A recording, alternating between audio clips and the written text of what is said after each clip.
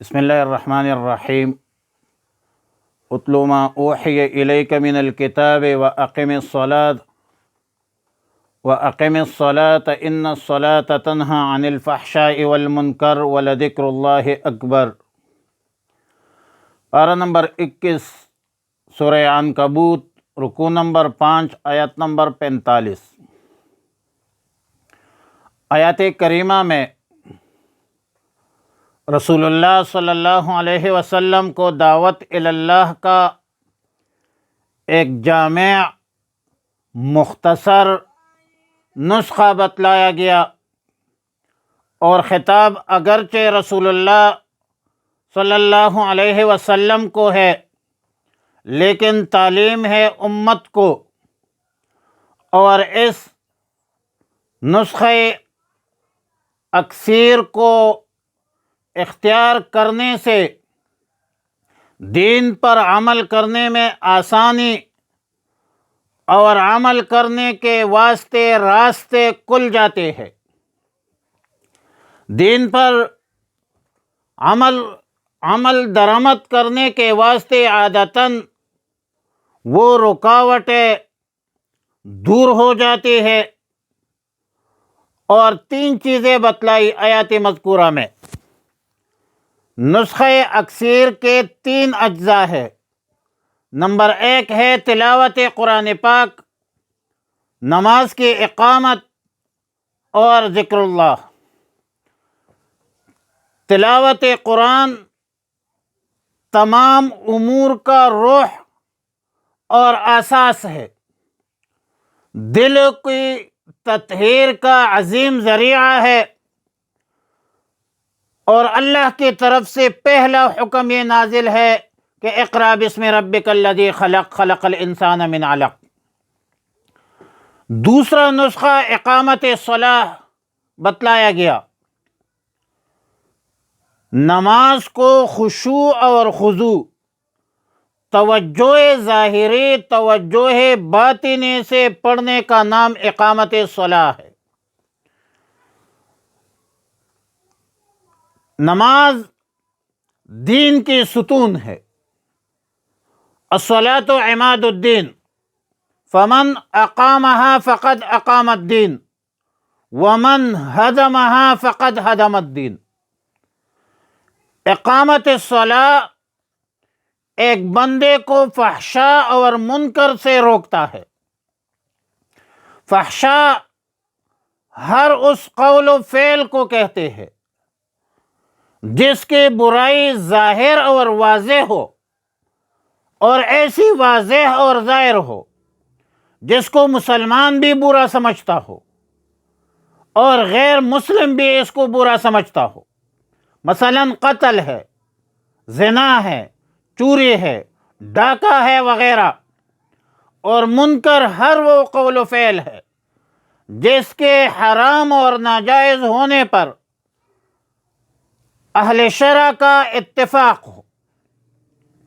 سیدنا عمران بن حسین رضی اللہ تعالیٰ عنہ سے روایت ہے کہ رسول اللہ صلی اللہ علیہ وسلم سے دریافت کیا گیا کہ ان الصلاۃ تنہی عن الفحشاء والمنکر کا مطلب کیا ہے؟ تو رسول اللہ صلی اللہ علیہ وسلم نے فرمایا، من لم تنہہ صلاتہ عن الفحشاء والمنکر فلا صلاۃ لہ۔ رواہ ابن ابی حاتم بسندہ عن عمران بن حسین والطبرانی من حدیث ابی معاویہ، یعنی جس شخص کی نماز اس شخص کو فحشاء اور منکر سے نہیں روکا تو اس کی نماز کچھ بھی نہیں ہے۔ اور سیدنا عبداللہ ابن مسعود رضی اللہ تعالیٰ عنہ صاحب النعلین والسواک والوسادہ روایت کرتے ہیں کہ رسول اللہ صلی اللہ علیہ وسلم نے فرمایا، لا صلاۃ لمن لم یطع الصلاۃ۔ تو اقامت الصلاۃ مطلوب ہے، نماز کو خشوع خضوع سے پڑھنا مطلوب ہے قرآن و سنت میں۔ بعض لوگ اعتراض کرتے ہیں کہ ہم نے تو بہت سارے لوگوں کو دیکھا ہے کہ نماز کے پابندی ہونے کے باوجود بڑے بڑے جرائم میں، گناہوں میں ملوث ہوتے ہیں؟ تو جواب یہ ہے کہ آخر قرآن و حدیث بھی لوگوں کو گناہوں سے تو منع کرتا ہے، لیکن لوگ پھر بھی باز نہیں آتے، گناہوں کا ارتکاب کرتے ہیں۔ منع کرنے اور منع ہونے میں فرق ہے، اور بعض حضرات نے یہ جواب دیا ہے کہ نماز کے منع کرنے کا مفہوم صرف حکم دینا نہیں ہے، یہ صرف اب حکم دینا نہیں ہے، بلکہ نماز کا یہ اثر ہے کہ نماز پڑھنے والوں کو گناہوں سے بچنے کی توفیق ملتی ہے۔ لیکن نماز اگر نماز ہو، نماز اگر خشوع خضوع سے ہو، توجہ ظاہری باطنی سے ہو، تو یقیناً گناہوں سے بندے کو روکتا ہے اور منکر سے روکتا ہے۔ وَلَذِكْرُ اللَّهِ أَكْبَرُ وَاللَّهُ يَعْلَمُ مَا تَصْنَعُونَ۔ اللہ کا ذکر بہت بڑا ہے، ہر وقت، ہر آن، ہر گھڑی کو، ہر گھڑی میں اللہ کو یاد رکھنا ذکر اللہ ہے، زبان سے ہو، دل سے ہو، اور یہ یقین رکھنا کہ میں جو کچھ کرتا ہوں، بولتا ہوں، فعل ہے، قول ہے، اللہ کو دیکھ رہا ہوں۔ اور دوسری صورت یہ ہے کہ اللہ مجھے دیکھ رہا ہے۔ پہلی صورت کو مکاشفہ کہتے ہیں اور دوسری صورت کو مراقبہ کہتے ہیں۔ اور جب بندہ اللہ کو یاد کرتا ہے تو اللہ تعالیٰ بندے کو یاد کرتا ہے۔ فَاذْكُرُونِي أَذْكُرْكُمْ وَاشْكُرُوا لِي وَلَا تَكْفُرُونَ۔ اور فرمایا کہ مَن ذَكَرَنِي فِي نَفْسِهِ، جو شخص اللہ کو اپنے ذات میں، اپنے نفس میں یاد کرے، دل میں یاد کرے، تو اللہ رب العالمین بھی اپنے شان کے مطابق اپنے نفس میں یاد کرتا ہے، ذات میں یاد کرتا ہے، دل میں یاد کرتا ہے۔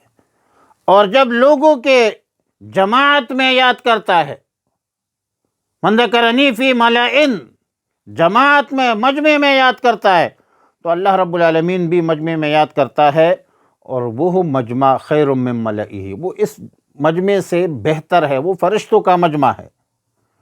تو فرشتوں کے مجمع میں اللہ رب العالمین ذاکر کو یاد کرتا ہے۔ فرمایا اتلو ما اوحی الیک، اے اللہ کی نبی پڑھ لیجئے ما اوحی الیک، جو وحی کی گئی ہے آپ کو، جو کچھ وحی کی گئی ہے، الیک آپ کی طرف، من الکتاب، کتاب میں سے، وَأَقِمِ الصَّلَاةَ اور قائم کر نماز، ان الصلاۃ بے شک نماز، تنہا روکتی ہے، عن الفحشاء بے حیائی سے، والمنکر اور برے کام سے، ولذکر اللہ اکبر اور یقیناً اللہ کی یاد سب سے بڑھ کر ہے، واللہ یعلم اللہ خوب جانتا ہے، ما تصنعون جو کچھ تم کرتے ہو۔ وصلی اللہ علی النبی الأمی الکریم۔